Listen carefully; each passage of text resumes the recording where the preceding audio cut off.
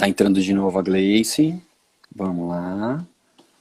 3, 2, 1. Gleice conectando.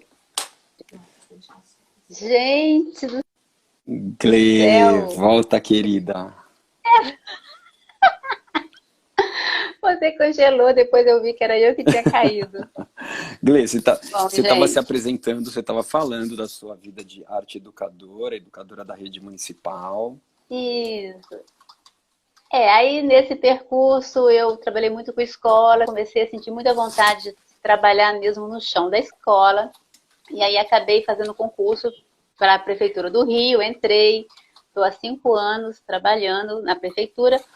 Só que aí eu comecei a ficar com aquela inquietação, com aquela, apesar de eu amo, adoro trabalhar dentro da sala de aula, assim, é uma coisa que me dá muito prazer. Eu vejo muito significado no que eu faço, mas eu comecei a sentir falta de estar circulando, rodando. E aí veio a pandemia, isso se intensificou. Eu estava com um projeto já amarrado para uma oficina com professores presencial. Essa oficina não podia acontecer. Até agora a gente não aconteceu presencial. E aí me fizeram a proposta de fazer virtual. E eu achei meio estranho, eu trabalho muito com sensibilização, eu fiquei pensando como é que eu ia fazer isso, mas não tinha outra forma. E aí eu acabei topando e foi um desafio, porque vocês estão vendo, né, que o desafio foi entrar nessa live. Mas a coisa aconteceu, está acontecendo, o curso aconteceu e foi muito legal. E nesse meio tempo eu comecei a ver na rede social, que era uma coisa que eu não entrava muito, não participava muito, uma forma de eu estar compartilhando e que eu, na verdade, eu só pegava, né? Eu ia lá nos perfis que eu gostava e eu assistia, eu acompanhava, mas eu não estava doando nada. E eu percebi isso quando eu fui fazer esse curso. Eu falei, cara, eu vou começar a, a fazer também da rede um espaço de partilha. E aí surgiu o Locus Educação, que a gente brinca que é uma versão digital do Gema, né? Mas a gente está começando agora. E aí, a cada terça-feira, eu convido alguém para bater um papo. E hoje eu estou aqui, para quem ainda não conhece, com o César, que é orgânico. Eu vou até ler, porque é tanta coisa que ele é, gente. Ele é orgânico, ativista em ONGs, o Gema. Então, para quem conhece o Gema, o César foi quem fundou o Gema, junto com uma galera que está aqui, né? A Camis está aqui também na live. Trabalhou nos 5 Elementos, no SOS Mata Atlântica, é biólogo, professor de biologia, voluntário em projetos socioambientais, pai de 3 filhos e meu amigo. Foi a Uou. descrição dele. E aí, antes de eu te fazer a pergunta, eu sempre começo as lives abrindo essa janela aqui, ó. Então, a gente tem uma janela. Eu abro essa janela e essa janela, ela traz um poema. Então, para cada vez que ela é aberta, ela revela um poema diferente. Hoje, o poema que ela revela é do Manuel de Barros e chama O Menino e o Rio. O corpo do rio prateia quando a lua se abre. Passarinhos no mato gostam de mim e de goiaba.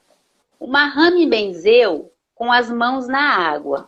Com fios de orvalho, aranhas tecem a madrugada. Era o menino e os bichos. Era o menino e o sol. O menino e o rio. Era o menino e as árvores. Cresci brincando no chão entre formigas. Meu quintal é maior do que o mundo. Por dentro de nossa casa passava um rio inventado. Tudo que não é inventado é falso. Era o menino e os bichinhos. Era o menino e o sol. O menino e o rio. Era o menino e as árvores. Eu acho que esse poema do Manuel de Barros Que lindo, foi Gle. feito para você, meu Ai, amigo. Foi feito para você, assim. que Você lindo. é o nosso menino e brinca, né, por todos esses caminhos. Obrigado. E então, César Pegoraro, eu queria perguntar para você, qual é nesse momento, né, o seu lugar de fala dentro... Nesse momento não, porque eu acho que o lugar de fala nosso na educação, a gente percorre vários caminhos, mas a gente tem um lugar de fala mais definido. Então, eu queria que você comentasse, compartilhasse, vivesse com a gente esse momento de agora. De onde você fala? Qual é o seu lugar de fala dentro do processo ensino-aprendizado? De onde você compartilha com a gente essas vivências todas? Glê, primeiramente, obrigado pelo Emanuel de Barros. O menino e o Rio até me arrepiou aqui, que lindo. E meu lugar de fala, acho que é muito o papel do semeador. O educador enquanto um semeador, um cidadão enquanto um semeador, uma pessoa que o pouco que colheu na vida faz questão de colher não só o de comer, mas o de semear. O de semear. Acho que é um pouco que muitas educadoras e educadores fazem, né? Mas eu me vejo muito nesse papel da fala e da ação, enquanto processos de semeadura, de sensibilidade, de ativações, né? de ativismo mesmo, de provocar ativismo nas pessoas, de revelar caminhos, de ajudar nesse processo, né? Então, assim, o pouco de luz que eu consegui juntar e botar na minha caminhada é o que eu busco semear nas pessoas, para que a gente de fato consiga buscar luzes para caminhar, né? Semear caminhos, semear processos, semear desejos, semear cidadania, semear sustentabilidade. Até porque hoje eu li o Krenak e em um certo momento ele dizia que sustentabilidade sozinho é bobeira, né? É um processo que é perfumaria, né? Então, sustentabilidade tem que ser, de fato, um processo coletivo. Então, se a gente não semeia essas questões, a gente nunca vai coletivizar essa vontade, esse olhar, essa necessidade que é de todo ser vivente aqui no planeta, né? Não só nosso humano, né? A gente não é mais que os demais. A gente também é parte dessa vontade da vida. Então, acho que é daí que eu falo, Glê. É daí que eu busco me inspirar e, obviamente, cutucar quem eu possa atingir, quem eu consiga acessar.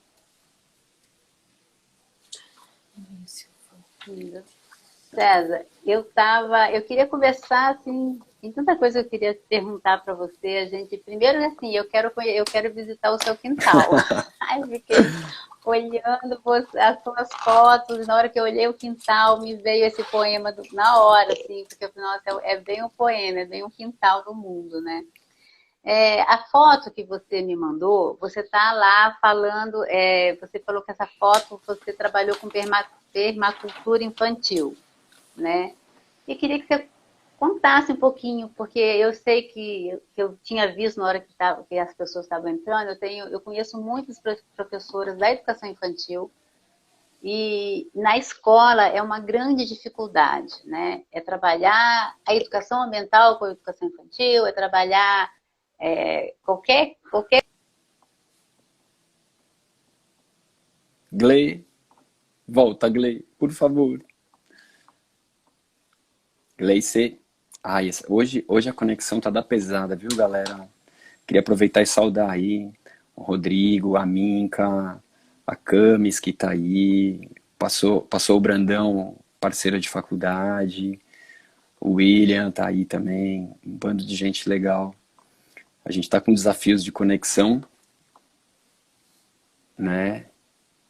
Lívia tá aí, oba, tanta gente legal. André, oi, gente. Privilégio ter vocês aqui. Privilégio, aliás, a gente fazer parte de uma mesma família, né? A gente estar junto aí buscando justamente essa ativação de um planeta mais legal. Que bom, que bom. Glê tá entrando de novo aqui, tá conectando. Voltou, Gleice! Gente, que louco, né? Isso porque eu troquei a internet, eu acho que o problema tá nisso, pode ser. A internet tá boa demais, não tá funcionando. Tá tão boa que não tá funcionando. Glê, você né? tava retoma que tava bonito seu raciocínio. Você tava falando de educação infantil, Isso, então eu queria que a dificuldade que os professores têm, eles encontram em trabalhar a questão da educação ambiental, da sustentabilidade com a educação infantil. e você me mandou uma foto e você falou, olha, eu gosto dessa foto, estou trabalhando permacultura com educação infantil. Então, eu queria que você falasse um pouquinho dessa experiência, como é que você trabalhou isso, como é que você trabalha isso com a educação infantil. Então, essa foi uma viagem muito maluca, né? Porque eu, desde a época de faculdade, eu já trabalhava com educação de jovens e adultos, né? Então, sempre trabalhei com ensino médio. E aí, num dado momento, que fui trabalhar nas ONGs, então a primeira grande experiência foi lá nos 5 Elementos, em que eu comecei a trabalhar educação ambiental com molecada em parque. Você trabalhou junto comigo, né, Glei? Trabalhamos juntos nessa. A Camis, que passou por aqui também. Então, o que rolou foi o seguinte, um belo dia eu resolvi que eu ia ter um filho. E aí o filho veio. E aí, obviamente, vem essa preocupação de um ser semente, né? Que você fala, pô, botei uma semente no mundo e como é que eu vou dar uma adubada nessa semente? Como é que eu vou criar um ambiente para que essa semente, obviamente, cresça, floresça e seja uma planta planetária, né? Não seja uma planta domesticada, mas que ela seja para o mundo. E aí fui procurar escolas e, putz, a gente ralou atrás de escola até que a gente achou uma escolinha que era muito legal, assim, uma chácara, que por acaso era uma chácara que foi do Vitor Brecheret, e essa escolinha, esse coleginho se chama Grupo Oficina, um jardim da infância, chama-se Grupo Oficina. E foi muito legal, porque tão logo eu entrei lá e falei assim, gente, tem alguma coisa de especial aqui, né? E eu não quero ser só pai aqui, eu quero ser talvez um conselheiro, alguma coisa nesse sentido. E foi aí que eu comecei a dar ideias, né? Tinha um quintal maravilhoso, é uma chacrinha, né? Então, tinha um quintal maravilhoso, eu falei, por que não galinhas? Por que não explorar essas árvores frutíferas que tem? Por que não plantar? Por que não compostar? Por que não brincar na terra? E aí um belo dia a dona da escola, a Fabi, uma querida, falou assim, meu, você só tá dando ideia boa, né? Para de me incomodar e vem me ajudar, porque eu não sei do que você tá falando. E aí começou uma aventura, né? De que o dia que foi até engraçado, né? Porque eu cheguei lá tenso, né? Para dar minha primeira aula para crianças. Eu preparei um roteiro de aula, cheguei lá com um roteiro de aula todo pronto, assim. E aí ela olhou para mim, assim, ela deu risada, ela falou: "O que é isso na sua mão?" Eu falei: "Meu roteiro de aula." Ela falou, pegou assim o papel da minha mão e falou: "Guarda no seu bolso. Você veio aqui para brincar. Você não está conversando com adultos nem com jovens. Você veio aqui para brincar." E aí foi que virou uma, né? Aí baixa aquela adrenalina e fala assim, então tá, vamos correr, vamos olhar para as árvores, vamos deitar no chão. E daí começou a nascer um monte de questões de observação, né? Então da gente passar de uma fenomenologia, né? Da gente olhar para as plantas, olhar para as borboletas e daqui a pouco acabava o lanche, o que a gente vai fazer com o lanche? Vamos levar para as minhocas. Então fizemos um monte de minhocários no colégio, e aí tinham as podas que a gente fazia no colégio, vamos fazer uma composteira, e agora que a gente tem composto, vamos usar esse composto para plantar, vamos plantar o quê? O que a gente vai cozinhar. Então começou, a gente foi criando, foram 11 anos de contato ali no Grupo Oficina, e a gente foi criando um encadeamento de atividades, né? Um circuito de atividades que tinha a ver com a molecada de fato botar a mão nas coisas, né? Fazer as coisas, planejar o uso do espaço. Então era muito legal porque era de fato uma permacultura para valer com crianças. A gente fez casinhas de pau a pique, a gente fez uma sala de aula de pau a pique, né? Então imagina a gente fazendo um mutirão para fazer casinhas de pau a pique, para fazer hortas, para fazer horta em mandala, para fazer cisterna na escola. Então foi um processo muito rico. E a molecada participava de tudo, né? Então, passamos a criar galinhas na escola, tivemos uma ovelha que morou conosco 5 anos na escola. Então, tinha toda essa questão do limpar o galinheiro, compostar o adubo, limpar a casinha da nossa Gleice caiu, mas ela já volta. Limpar a casinha da nossa ovelha e levar para compostagem, podar as plantas. E aí a gente foi criando uma dinâmica que funcionava não somente com as crianças, mas que passou a ser um elemento pedagógico também para o dia a dia. A Gleice está voltando. Voltou, Gle. Você me conhece, né, Gli? Eu tô igual uma matraca aqui falando. Você caiu, eu continuei. Não, vai falando, porque pelo jeito eu vou cair toda hora. O negócio tá bravo aqui. E aí a gente criou, Gli, a gente foi criando um roteiro na escola entre as muitas atividades que a gente foi inserindo e sentindo essa vontade de ter. Então a gente teve ovelhas, galinha, horta em mandala, horta em canteiro, teto verde, construímos uma casinha de pau a pique para as crianças brincarem e uma sala de aula em pau a pique, cisternas, valas de infiltração. A gente fez um bando de coisas com as crianças, então elas participavam de tudo e muitas vezes, inclusive, até manejando as ferramentas. Então era muito legal que quando nós fomos fazer minhocário, as crianças usaram furadeira. E aí, assim, algumas pessoas falavam, criança com furadeira. Sim, e obviamente que todo um cuidado, fila, tudo organizado, mas era as crianças vivenciarem aquilo. E aquilo ser uma prática na qual todos os educadores e educadoras que estavam presentes no colégio participavam. E vira e mexe nós fazíamos oficina para as famílias. Então foram muitos anos assim de trocas sobre como plantar, o que plantar. Fizemos assim milhares de mudas de árvores frutíferas da Mata Atlântica, porque as crianças tinham que colher uvaia e a gente fazia geleia de uvaia. A gente colhia grumichama e fazíamos suco de grumichama, mas sobravam as sementes e as sementes nós fazíamos sementeiras com o composto da composteira. Então virava um circuito muito forte, muito bonito assim de que muitas atividades aconteciam e as crianças vivenciavam intensamente todas essas transformações. As floradas, os enxameamentos de abelha. Então nós tivemos vários enxameamentos de abelha porque a gente tinha muitas árvores frutíferas no espaço.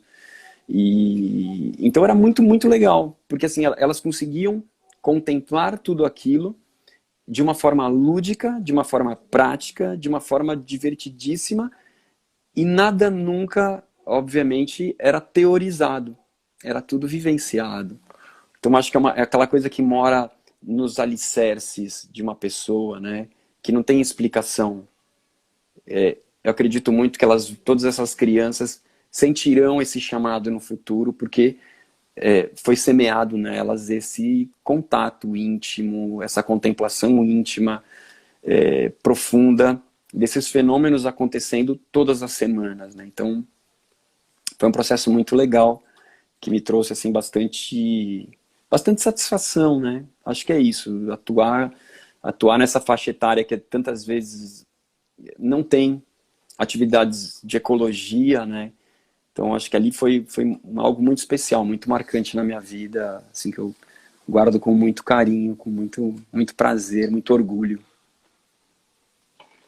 Nossa, César, que lindo.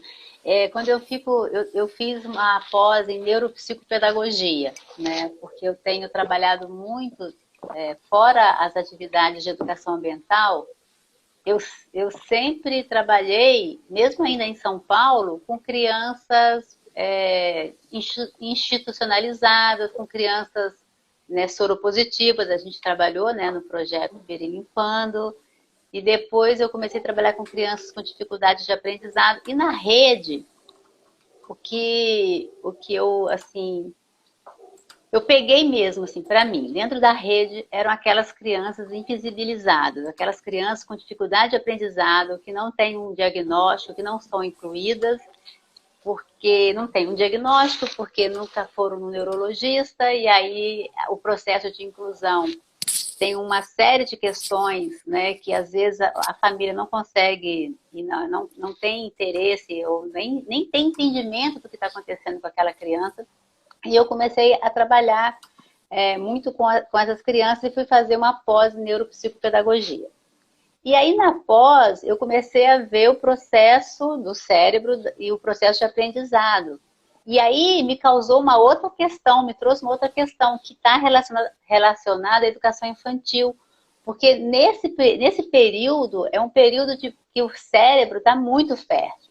Não só o coração, né, está fértil, mas o cérebro está muito fértil. E é exatamente nesse momento em que as pessoas não exploram, porque a furadeira, né, vai machucar, ou porque eles não vão conseguir fazer, eles não vão ter esse entendimento.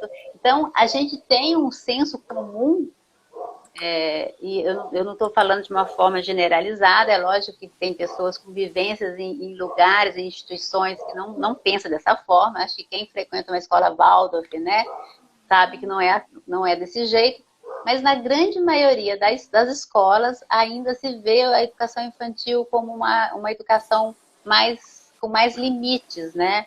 E sempre essa dificuldade. Aí você, narrando essa experiência, a gente imagina assim, o quanto que a gente pode explorar, porque mesmo que você esteja numa escola que não tenha o espaço que você tem, sempre tem um espaço para uma composteira, sempre tem um espaço, né, para fazer uma horta, nem que seja uma horta, né, numa floreira, um espaço para fazer um viveiro de mudas. Então, eu acho isso muito interessante. E aí, aproveitando, explorando um pouco mais de você, antes que eu caia, eu queria que você falasse um pouquinho desse trabalho que você está fazendo com a questão do rio Tietê, né? Que eu acho que mesmo quem não conhece São Paulo conhece o rio Tietê, conhece essa questão, né, dos rios das grandes cidades, que não é diferente aqui do Rio de Janeiro também, mas eu acho que São Paulo, o Rio Tietê e o Rio Piranga são mais famosos, né? Aparecem mais nos noticiários do que os rios do Rio de Janeiro, que o Rio de Janeiro nem tem mais rios, assim, os rios do Rio de Janeiro desapareceram, né? Eles foram, estão por baixo da cidade. Assim. Eu tenho um rio, eu moro no Aterro do Flamengo, tenho um rio que é a foz do que deveria ser um rio, que na verdade não é assim, ele é todo canalizado, você só vê ele chegando por um cano chegando na praia, e ele não passa, não tem nenhum rio por aqui, não tem um rio, o rio não existe, ele foi todo canalizado. E quando você vai para aqui a gente... Desculpa, não, e quando você vai para a Baixada, né, os rios que ainda estão abertos são chamados de valão. De valão, de valão. E aqui no Rio, aqui no Catete, quando chove, a gente não consegue andar, assim. Se estiver armando chuva, você tem que pensar duas vezes, você vai sair de casa. Tudo bem que isso acontece em todos os lugares, São Paulo também tem a questão das enchentes, mas aqui você fica mesmo, se chover, vai inundar. Porque a gente tem um aterro, né? Foi aterrado. Aí você tem o nome do bairro, é Aterro do Flamengo, né? Que está tudo aterrado. Eu queria que você contasse um pouco desse trabalho que vocês estão fazendo no SOS Mata Atlântica, né? E na preservação do rio. Tá, do Rio Tietê. Essa história é uma história muito bonita, assim, que também é interessante, né? Eu me encho de orgulho das histórias que eu participo. É uma história que nasceu... Então, vamos lá, né? Todo mundo já ouviu falar do Rio Tietê, sabe que ele é um rio que, de fato, tem uma trajetória muito bonita e também que foi usurpada, né? Que foi violentada por conta desse tal desenvolvimento, né?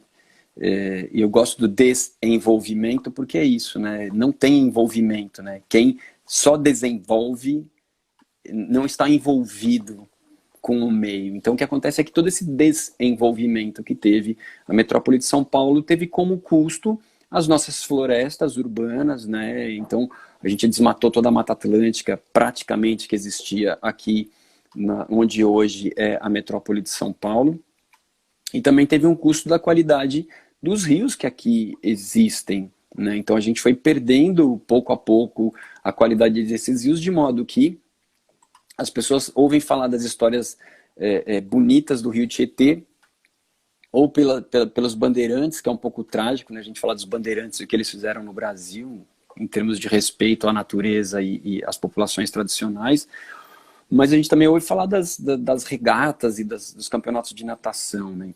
Então a gente perdeu esses rios. O que acontece é que da década de 50 para cá, os rios simplesmente foram sumindo um a um, enquanto qualidade e usos culturais, recreativos, esportivos. No ano de 1990 apareceu um jacaré no Rio Tietê. Esse jacaré provocou provocou as pessoas a olharem de volta para o rio, E nessas, a SOS Mata Atlântica ali muito sagaz, né, enquanto uma ONG ambientalista se juntou com a Rádio Eldorado e o Estadão e fizeram uma campanha, que foi um abaixo-assinado pedindo a despoluição do Rio Tietê. Juntaram mais de 1 milhão de assinaturas e no ano de 92 foi lançado, na Eco 92, coincidentemente, foi lançado o programa de despoluição do Rio Tietê. Ok. Enquanto sociedade civil, a gente sempre fica à mercê de que as informações que a gente vai receber enquanto desenvolvimento dos projetos, dessas promessas políticas, quem vai dar tantas vezes a medida do que está acontecendo é o próprio governo. Então a SOS Mata Atlântica foi muito sagaz nisso, que se juntou com alguns técnicos, né, e falaram assim, pô, vamos fazer com que os cidadãos monitorem o rio, porque se os cidadãos monitorarem a qualidade do rio, o termômetro, né, ou quem vai chancelar se o programa de despoluição está funcionando, não é o governo, mas são as pessoas que moram perto dos rios. E aí montou-se uma metodologia chamada Observando os Rios, né, e desde 1993 essa metodologia tem sido aplicada, né, tem sido aplicada com voluntários e voluntárias, buscando justamente reaproximar. Entrou o Luiz aí, que já foi voluntário nosso. Ó. Luiz Cicarone, querido. Então, era uma maneira que se tinha de que as pessoas fizessem a sua ciência cidadã. Então, o que acontece? As pessoas com um kit de análise, com uma metodologia, iam até o seu rio, coletam uma amostrinha de água, fazem alguns testezinhos e dão uma nota para o rio. Então quer dizer que não é a agência ambiental, no caso aqui em São Paulo a CETESB ou a própria Sabesp que vai falar esse rio está despoluído, não. Porque os cidadãos falavam não, esse rio está poluído, né? Esse rio não tem oxigênio. Então é legal porque as pessoas começaram a gerar sua informação. E outra coisa, como a gente já nasceu num ambiente em que os rios estavam poluídos, degradados, e tantas vezes se usa uma alcunha horrorosa chamada rio morto, o que acontece é que as pessoas voltaram a olhar para o rio. Então houve uma aproximação. Então essa metodologia é muito legal porque ela leva as pessoas de volta para os rios. Ela devolve o rio às pessoas. E acontece uma coisa mágica, que é até um pouco poética ou até um pouco profética, que os rios, na verdade, a água é um espelho da sociedade, é um espelho humano, né? Quando a gente não tinha celular e espelho para a gente ver as nossas feições, se a gente quisesse fazer isso, a gente teria que procurar uma poça de água para ver nossas feições. Então, a água sempre foi o nosso espelho. Então, se você quer conhecer uma comunidade, se você quer conhecer uma política pública da sua cidade, não olha para os documentos, não pesquisa no Google. Vai até o rio próximo da sua casa. Vai até o grande rio da cidade, que o rio vai te contar tudo o que está acontecendo lá. O rio vai dizer para a gente se tem usos recreativos, se tem saneamento básico, se tem educação, se tem lazer, se tem cultura. O rio vai dizer tudo isso para a gente, porque o rio conta tudo o que acontece no território. Então é muito legal porque o rio é esse reflexo da sociedade. E quando as pessoas se ligam nisso, fica muito interessante delas perceberem que as políticas públicas não estão chegando em alguns lugares da cidade. Fica interessante porque as pessoas percebem que o rio não tem uso, né? Que o rio é criminalizado. Então é muito interessante por conta disso, né? A gente não tem esgoto nas nossas casas e não briga por isso. A gente joga lixo na rua e quando tem transbordamento ou quando tá aquele dia de calor, a gente culpa o rio. É o rio que está sujo, é o rio que está fedido, é o rio que está com lixo, como se fosse responsabilidade dele. Sendo que, na verdade, o rio está contando para a gente sobre essa nossa falta de educação, sobre a falta de políticas públicas. O rio está gritando com a gente o tempo inteiro, né? Os rios estão gritando com a gente. Né? Então, é legal quando as pessoas vão e olham, contemplam o seu rio, porque elas percebem que, de fato, algo precisa ser feito. E esse algo está com a gente enquanto eleitores, contribuintes, cidadãos, educadores e educadoras. É a gente que tem que se ver no espelho e sentir orgulho do rio que está perto da nossa casa. E não culpar o próprio rio ou apenas culpar os nossos representantes, mas é a gente se sentir parte daquele rio. Então, esse trabalho que a gente faz lá pela SOS Mata Atlântica, é o Observando os Rios. Ele está acontecendo em 17 estados, os 17 estados da Mata Atlântica, aqui no Brasil. Está muito legal, são mais de 3 mil voluntários envolvidos atualmente com o projeto. E todo ano, no Dia da Água, a gente faz o balanço anual do que foi o projeto. Até para que a gente possa fazer pressão, né? A gente pega essa ciência cidadã para fazer pressão. Falar com os governadores, com os prefeitos, com os deputados estaduais e federais, falar, pô, olha como é que estão os rios do seu estado. O que você está fazendo nesse sentido, né? Se água é vida, se água é saúde, essa é a água do seu estado, essa é a água do seu município. Essa é a água que as pessoas poderiam estar bebendo, nadando, pescando. E é assim que o território está tratando essa água. Então é muito legal, assim, tem bastante história legal para contar desse projeto.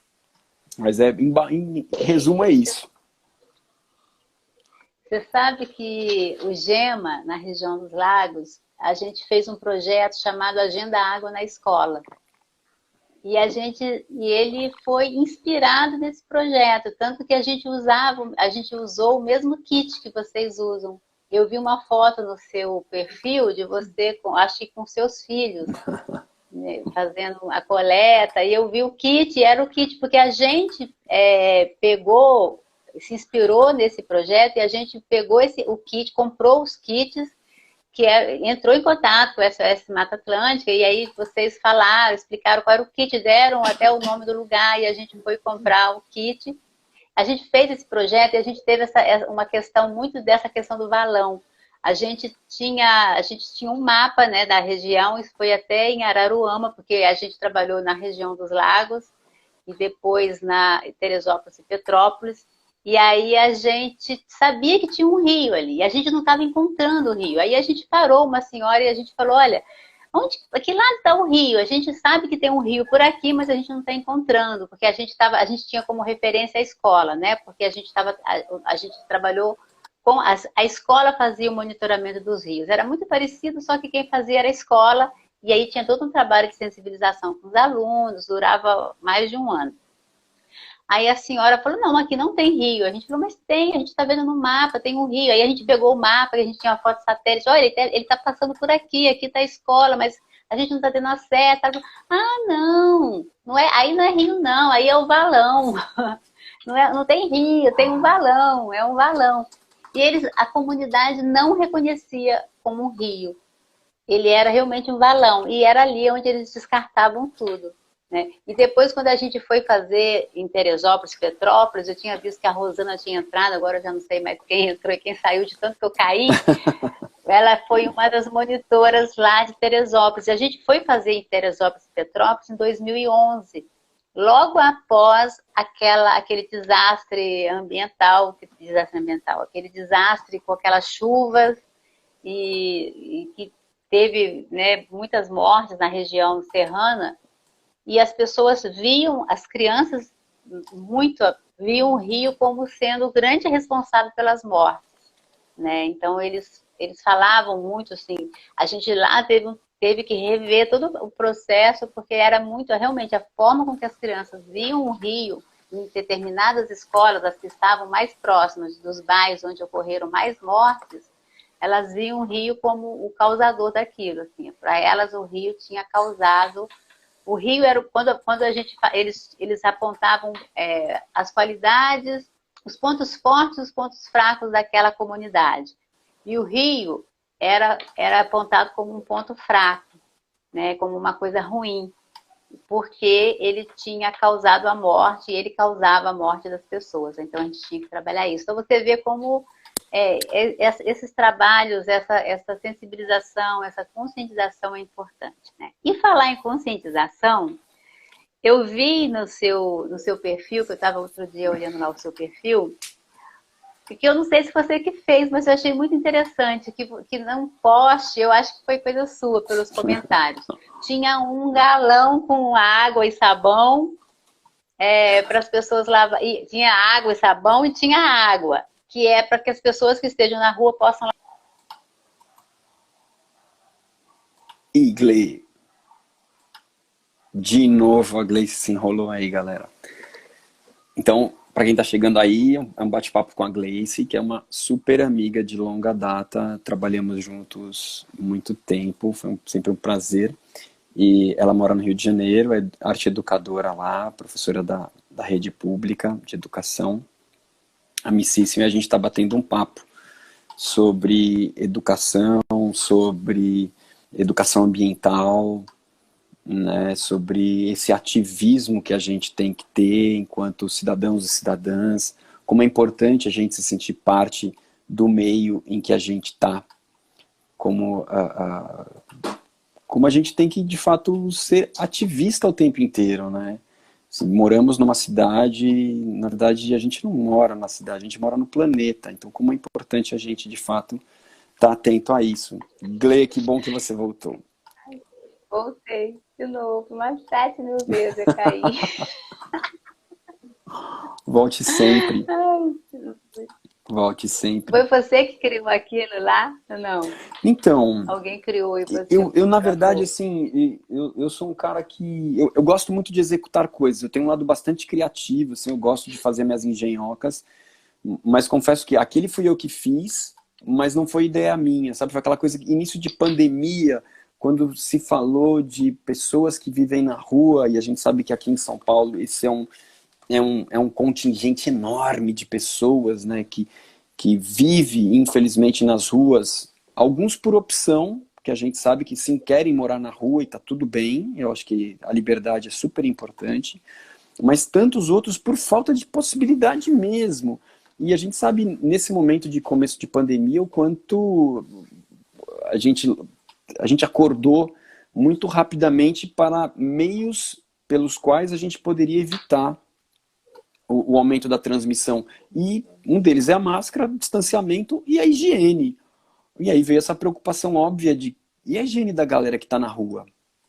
Né? E eu moro num bairro periférico aqui de São Paulo, né? Então a gente sabe que sempre tem as pessoas que passam aqui pelo bairro, a gente conhece e ajuda várias pessoas que vivem nas ruas, que vivem infelizmente em condições subhumanas, e a nossa preocupação imediata foi com essas pessoas. E a gente prontamente foi aqui no reciclável de casa, tínhamos ali os galões que serviam perfeitinho, e bem no portão de casa tem um postezinho lá, a gente falou, pô, aqui é perfeito, porque é a calçada que eles passam, muitos vêm aqui nos pedir, às vezes, algum agasalho, alguma refeição, algum alimento, então já tem o público que frequenta aqui a nossa rua, a gente falou, pronto, para eles vai servir. E foi ótimo, e foi muito legal, sim, foi super, super elogiado, muitas pessoas talvez não tenham entendido, né?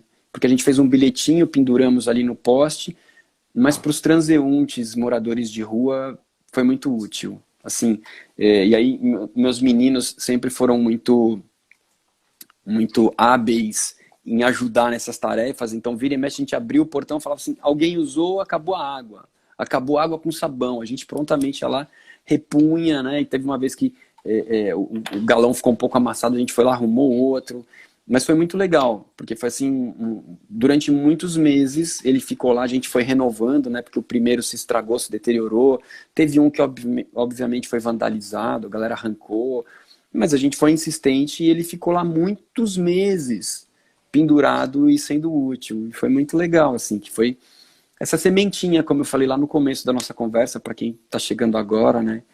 Que a gente semeia essas ações. E foi muito legal. A gente se sentiu bastante orgulhoso de ver como a iniciativa foi, em grande parte, respeitada e como ela foi usada. E como muitas vezes das pessoas que vinham pedir comida aqui em casa, quando a gente saía para oferecer algum alimento, elas estavam ali agachadas fazendo uso da aguinha para lavar as mãos para receber o alimento. Então, isso foi tão legal, foi tão bonito, né? Pra gente não custou absolutamente nada e acho que trouxe assim um carinho, um calorzinho no coração dessas pessoas que entenderam aquela estrutura que estava ali colocada na calçada. Trabalhar a empatia, né, César? A gente hoje tem falado tanto na empatia, né, na educação socioemocional, no ensino formal, né? está se falando muito isso, e até na live passada eu estava falando isso com a Carla, a gente nas ONGs já vem trabalhando com isso há muito tempo, né? A gente bebe dessa fonte, né? A gente sempre trabalhou com metodologias participativas, metodologias ativas, com empatia, com educação socioemocional, as emoções sempre nos guiaram, né?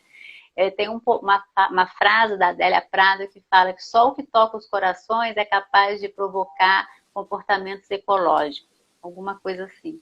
E a gente usava muito isso no GEMA, né? E eu sempre usei muito da pedagogia social do Rudolf Steiner, que é o mesmo criador das escolas Waldorf, né? Que é reconhecer o outro.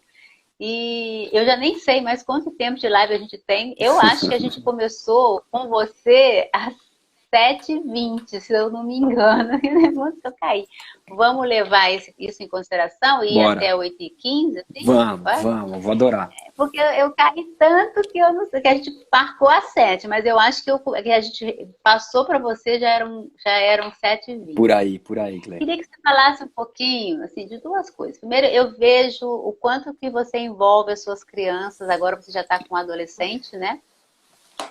Não é mais criança, você tem 2 crianças e um adolescente nas suas questões, né? O envolver a criança, a gente sempre trabalhou, né? O tempo que eu estive com você trabalhando em São Paulo, nós trabalhamos com crianças nos parques, depois a gente trabalhou com criança institucionalizada, né? No projeto Perimpando.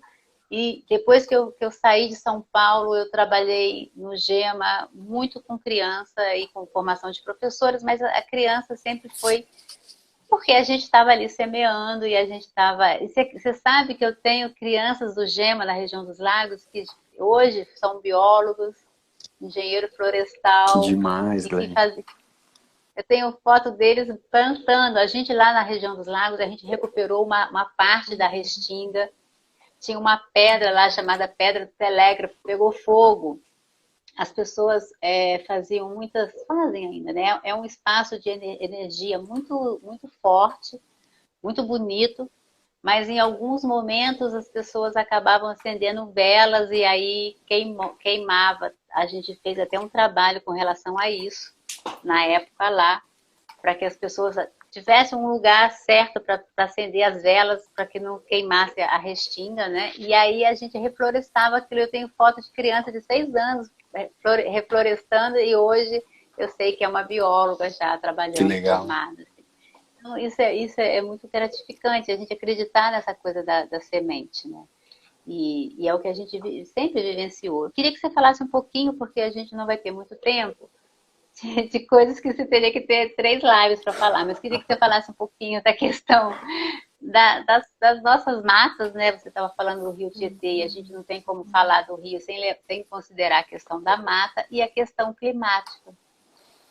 São 2 questões que também a gente precisa... Como é que, assim, tem muitos professores assistindo, né, a gente. E na escola, eu tenho trabalhado muito com a educação ambiental, né, com as minhas crianças, e compartilho isso com os colegas, mas a gente ainda não tem muito espaço, porque fala tanto da educação que transforma, mas a educação ainda está dentro das caixinhas, né? Pois é. Então, até eu quero fazer, sei como fazer, eu fico engessada porque eu tenho uma prova depois e que minhas crianças precisam fazer prova, entendeu? E elas não podem, se elas não forem bem naquela prova, né, elas vão ser prejudicadas e eu tenho que fazer uma engenharia para poder trabalhar todas essas questões interligando, e eu até consigo, acho que até tenho conseguido fazer, mas gostaria que fosse diferente. Então, eu queria que você falasse um pouquinho para os professores que estão nos assistindo, um pouquinho sobre essa questão climática e a questão da mata, nesse pouquíssimo tempo que nos resta. Vamos lá. Tarefa hercúlea, mas vamos embora. Então, é muito interessante, né? Porque a gente, em grande parte, a gente quando estuda, é muito interessante, né? Desde pequeno, nós não temos no nosso currículo vivências naturais, vivências com a natureza. Então é muito doido que quando muito nas aulas de geografia a gente vai estudar os biomas, nas aulas de ciências a gente vai estudar alguns fenômenos associados à natureza, né? Quando a gente for estudar em ciências as plantinhas, a gente vai ver que a plantinha bebe água, que a plantinha tem fototropismo positivo, ela vai buscar a luz. Mas é muito louco, porque tantas vezes esse ensino da ciência não é vivo e parece que a natureza é lá e eu não sou natureza. Então há um distanciamento nessas atividades pedagógicas, em grande parte, de que eu não vivencio os fenômenos, eu não sou parte dos fenômenos. Então, quando a gente, por exemplo, ensina o ciclo da água, a gente fala que a água evapora, que a água transpira das árvores, que a água condensa, precipita, chove. Bom, mas em nenhum momento a gente fala no ciclo da água que a gente bebe água, que a gente devolve água, que a gente também transpira, que a água do planeta é uma só, e que a gente depende dessa circulação de água para viver. Então é muito doido, porque parece que o ciclo da água é uma coisa que está lá e eu estou aqui. Do mesmo jeito que quando a gente estuda biodiversidade, a gente estuda os animais, as plantas, os fungos, as bactérias, mas a gente não está no meio da biodiversidade. Ou a gente, tantas vezes, por acreditar no criacionismo, né, que Deus fez tudo e a gente é a imagem e semelhança de Deus, como está no Gênesis, a gente é mais que tudo. Então a gente, inclusive, pode matar os outros, a gente pode derrubar a floresta e botar soja transgênica, a gente pode poluir o rio, porque a gente é bom demais. E, na verdade, a gente tem que baixar um pouco essa questão e olhar com carinho. Porque talvez muito mais importante, não estou desmerecendo, mas tudo bem, é importante a gente aprender tudo que tem, tudo que é oferecido. Contudo, a gente tem que aprender uma coisa, que talvez seja a mais fundamental de todas, que é entender o lugar que a gente vive. A gente não é educado a entender esse lugar, ou se sentir parte desse lugar. Quando a gente lê, a gente aprende a ler letras, a gente não aprende a ler a natureza. Quando a gente aprende a fazer matemática, a gente faz matemática com números, a gente não faz matemática com o nosso dia a dia, com o quanto a gente produz de resíduo, com o quanto a gente está exaurindo os recursos do planeta. Então, eu percebo assim, o quanto é importante a gente fazer esse exercício de uma educação cidadã. Uma educação que tem a ecologia como sendo base, né? Então, quando a gente olha para a questão, por exemplo, das matas e da água, quando a gente vai ensinar, é a gente ensinar que a gente depende, o clima depende das florestas, a biodiversidade depende das florestas, a água depende das florestas, a floresta depende da água. Então, é mostrar que são elementos que a gente necessita, que são fundamentais para a vida do planeta. E aí não olhar para a floresta enquanto só os bichinhos que vivem lá. Não, é falar, você não tem a floresta lá, não tem água aqui. Se a floresta não está regulando o clima, aqui vai virar uma zona, né, de temperaturas oscilantes, de chuva que cai de uma vez só, estiagens prolongadas, né, oscilações térmicas que o nosso corpo não vai suportar, né, amplitude térmica de 15, 20 graus por dia. Nosso corpo não suporta isso muito tempo. Então, acho que trazer muito essa sensibilidade de que nós somos a natureza. A natureza vive em nós. Então, assim, isso não é uma função para professor de biologia, de geografia, de ciências. Não. É de todo ser vivo no planeta. Que a gente tem que sentir essa natureza viva na gente. Né? Não é cuidar da praia, João Malavolta tá aí, vai gostar disso. Não é cuidar da praia porque a praia tem tartaruguinha. É cuidar da praia porque a praia é água, porque a água é clima, porque a praia é saúde, porque a praia também abriga biodiversidade, abriga cultura. Né? Então, é cuidar do planeta. A gente sentir cada vez mais e a gente ensinar cada vez mais para os educadores e educadoras que estão aqui o quanto a gente vive num planeta. A gente não vive numa rua, numa cidade ou numa casa.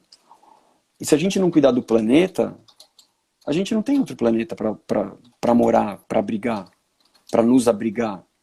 E ia ser muita sacanagem da nossa parte, né? Se a gente já recebeu um planeta meio desregulado enquanto herança, a gente deixar para as futuras gerações um completamente zoneado. Então, assim, a nossa responsabilidade enquanto cidadãos e cidadãs né? Enquanto educadores todos que somos, porque todo mundo aqui tem rede social, todo mundo aqui tem amigo, sobrinho, filho, parente. Então, assim, esses papos tem que ser papo de feira, papo de fila de mercado, papo de ônibus, sabe? Esse é um sonho meu, assim, que as pessoas estejam tão imbuídas desse viver ecológico, desse sentir ecológico, que seja o nosso papo do dia a dia. Não culpar a natureza, né? A gente culpa as mudanças climáticas, a gente culpa o rio, a gente culpa a falta de chuva, o excesso de chuva. Não é culpar, mas a gente assumir, se vestir de responsabilidade e entender, acima de tudo, que nós somos responsáveis por tudo isso. Se a gente é parte do problema, a gente, obviamente, tem que ser parte da solução. Então, acho que é muito isso, a gente transcender o nosso ensinamento básico nos colégios e a gente, de fato, inserir esses diálogos sobre o dia a dia, sobre a nossa ecologia do dia a dia. Ecologia não é um papo de biólogo, não, galera. É um papo de todo ser vivente. Todo ser vivo depende do meio para viver. Portanto, ou a gente aprende a viver nesse meio, a ler esse meio, a interpretar esse meio e viver bem nesse meio, ou se a gente bancar o ignorante ambiental a vida inteira, a gente está cavando a nossa própria cova. Então, meio tenebroso falar assim, mas é um pouco nesse sentido, porque a gente se culturiza em tantas línguas, em tantos saberes que a humanidade fez, e a gente se mantém analfabeto ecológico. Então, isso não pode acontecer. Antes de aprender a ler e a escrever, a gente tem que aprender a interpretar o meio. O primeiro letramento que a gente tem que ter é o letramento de como viver aqui no planeta, sendo parte do planeta responsável e harmonizador disso aqui. Né? Não é a intelectualidade que vai trazer isso, é a mão na terra.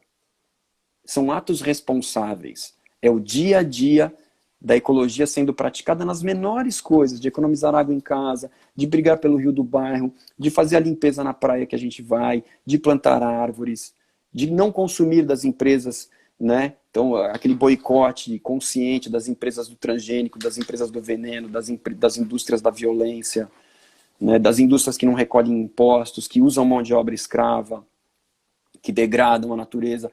Então tá aí, meu. É dia a dia a gente pode fazer 1000 coisas legais. E se a gente vive isso, se a gente sente isso no coração e pratica isso no nosso dia a dia, fica fácil falar com as outras pessoas sobre todas essas questões. A gente não banca o hipócrita, né? A gente vive o que a gente necessita no planeta. Então acho que assim, é isso. Se a gente vai falar só de floresta e água, acho que é ficar pequeno, viu, Glei? A gente tem que falar um pouco dessa coisa maior, assim, do planeta como um todo. É isso, é isso. Nossa, que lindo. E aí, que a gente só tem uns minutinhos para fechar, queria que você, se você pudesse compartilhar alguns livros, sugerir alguns livros para as pessoas que queiram se inspirar, se sensibilizar, entender um pouco mais como plantar essa semente. Ih, caramba, galera, a Gleice está caindo de novo. Já percebi que ela está saindo do ar. Mas ela pediu sugestão de livros. Vamos lá. Tem vários livros legais que a gente pode consultar. Para quem está na escola, para quem é educador, educadora, pesquisar tem aí à disposição online, né? A gente tem, por exemplo, a galera do IPEC, do Instituto de Permacultura do Cerrado, fez aquele Escolas Sustentáveis, que é muito legal para trazer algumas dicas para escolas. É muito divertido, né? Dá várias ideias de caminhos para a gente fazer. Para quem já é um pouco mais cabeção e quer entender um pouco dessa nossa soberba humana, eu estou acabando de ler agora, um pouco tardiamente, o Sapiens, né? Sapiens, uma jornada da humanidade na Terra. É muito doido, porque vem trazendo um pouco isso, assim, de onde vem essa nossa soberba? De onde vem essa nossa arrogância ambiental? Gleice, você voltou.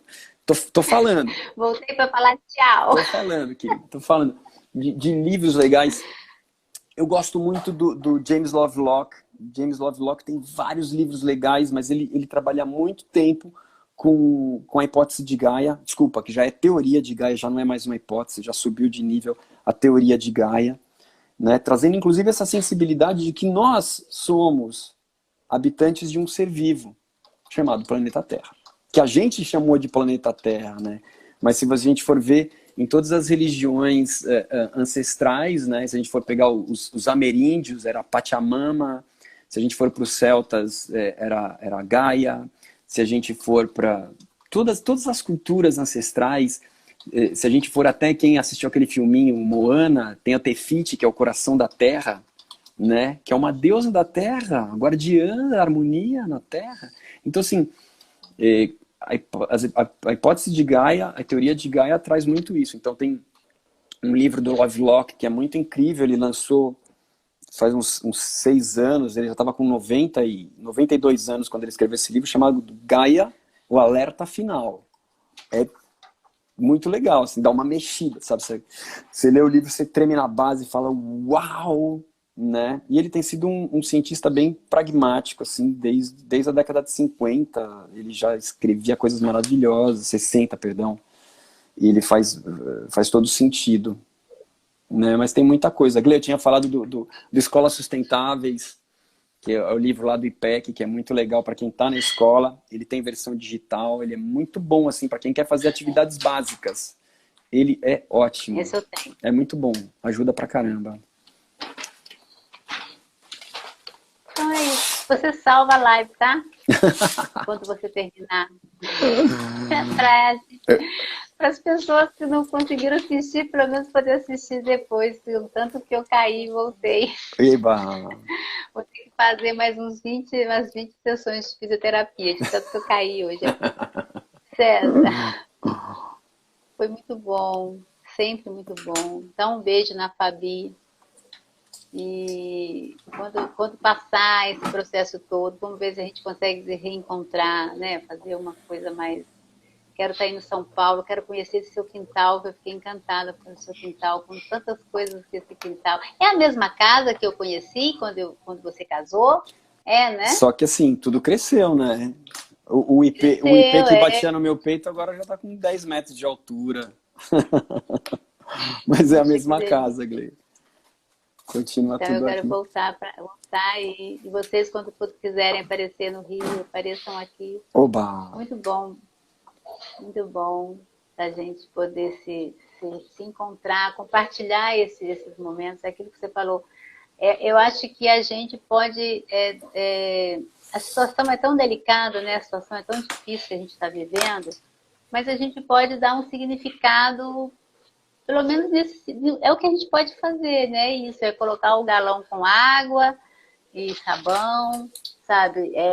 Organizar uma cesta básica. Tinha aqui, eu não sei se ainda está, coraçãozinho, eu esqueci o nome da minha aluna que entrou. Era coraçãozinho alguma coisa, esqueci, não sei se eles estão. Eu não consigo ver, mas essa minha aluna, ela tem 11 anos, a irmã dela tem 9. E sabe o que a irmã dela pediu de presente, César? Que se fizesse comida para entregar para os moradores de rua. Uau. Nesse período da pandemia. Que legal, e aí, que bonito. É coraçãozinho valente, alguma coisa assim. E aí a mãe, uma pessoa extremamente especial, levou isso adiante, então as pessoas contribuíam com mantimento, com dinheiro, com o que pudesse. Ela organiza as quentinhas, e ela, no final de semana, entrega uma alimentação para os moradores de rua. Essa menina tem 9 anos de idade. Pediu isso como presente de aniversário. Então, assim, né, a gente pode fazer, cada um faz aquilo que a cabeça, né, tem as ideias, o coração toca. E aí eu acho que a gente compartilhar isso, quantas coisas lindas você falou, César. Nossa, muita gratidão mesmo. A todos esses ensinamentos e compartilhamentos, e que a gente possa se encontrar e continuar fazendo isso daí acontecer. Outras lives, eu vou ver o que aconteceu com a minha internet, que não, eu troquei a internet, o negócio só piorou. Mas a gente fez funcionar, Gle. Adorei que a gente foi resistente, resiliente, a gente se adaptou, deu nossos pulos e fez acontecer. Foi lindo, adorei. Um monte de gente legal passando por aqui, ó. Edilson, meu primo, Elisa, Caio Monstrão, passou um monte de gente legal aqui. A Gil, o Silvio, Jojo, essas pessoas. um monte de gente bacana, bonita, legal passou aí. Obrigado, viu, gente? Adriana também. Legal. Aí, galera. Muito bom, muito bom. Obrigada aí às pessoas que participaram, que tiveram persistência em nos esperar a gente, né, entender tudo isso. Pois Querido, é. então, obrigada. Valeu Salva, você, tá? Glenn. Deixa salvo, que eu vou querer assistir Ó, todinho de Camis. novo. Obrigado, Camis. Ó, Camis deixando um beijo aqui, Camis, um dizendo que foi beijo. Ai, Camis, extraordinário. que saudade. A Camis, nossa, linda. As crianças dela também, as meninas estão enormes. Eu vejo pelo Instagram, Facebook. Estão enormes, né? Pois Os é. seus também, meu Deus. Todo mundo A crescendo, gente né? cresce, né? É isso. A gente se renova, a A gente gente cresce. cresce, né? Cresce. Zilma, A gente cresce. querida, Adriana. Ô, gente, ó, todo mundo agradecendo, batendo palminhas pelo nosso papo. Glê, então sinta o abraço de todo mundo aí. Passou um bando de gente legal. Glê, muitíssimo obrigado pelo convite. Foi uma Querido, honra estar contigo. Queria te dar um abraço, né? que Morrendo bom. de saudade do você, Muito, né? muito, Mas muito, muito, muito. Mas eu vou, velho. Depois que passar, eu tomar a vacina, não tomei ainda, vai demorar um pouco, eu né? já Eu acho que eu tomo tomei. dia 10 de maio. Eu Pois é, tão tomei. Eu emocionante tomei, ver eu você chorei. tomando. Acabei de tomar, sentei na calçada e chorei. Chorei de Eu imagino. felicidade A minha e mãe de já revolta. tomou. Fala, Guilherme, desculpa. Não, então, minha mãe já tomou, fiquei tão feliz quando ela tomou, né? E as minhas tias. E aí eu tomo provavelmente dia 10 de maio. Se nada mudar, no dia 10 de maio eu tomo. Na torcida. Aí, tomando a segunda, eu vou para São Paulo, com certeza. Oba, oba. E a gente se encontra para tomar um café. Com certeza. Te cuida, No seu querida. quintal. Uau. Demorou. Tchau, querido. Desliga aí você. Valeu. Fiquem bem, pessoal. Meu Deus. Obrigado pela presença de todo mundo. Tchau, pessoas. Beijos, Obrigada. abraços e muito Tchau. carinho a todo mundo. Valeu. Tamo junto por um Beijo. mundo mais legal. Com certeza. Com certeza. Te cuida. Tchau. Você desliga aí, você que começou. Desligando agora. Tchau, pessoal. Tchau.